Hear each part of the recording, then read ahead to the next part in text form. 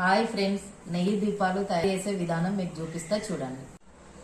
నెయ్యిని ఇట్లా కరిగించుకోవాలి. దీంట్లో జవాది పౌడర్, ముద్ద కర్పూరం ఇట్లా చుంచి వేసుకోవాలి పొడిలాగా. ఇది ఐస్ ట్రే ఉంటది కదా, ఇది తీసుకొని ఇవి బయట పువ్వొత్తులు అని దొరుకుతాయి కదా, ఇవి దీంట్లో పెట్టుకోవాలి. ఇట్లా వత్తులను మొత్తం ఇట్లా పెట్టుకోవాలి. పెట్టుకొని ఇప్పుడు ముందుగా కరిగించుకున్న నెయ్యి ఉంది కదా, ఈ నెయ్యి కొంచెం కొంచెం తీసుకొని దీంట్లో పోసుకోవాలి. కరిగించిన నెయ్యిని ఇట్లా మొత్తం పోసుకొని 10 నిమిషాలు ఫ్రిడ్జ్లో పెట్టుకోవాలి. 10 మినిట్స్ తర్వాత ఇట్లా వస్తాయి.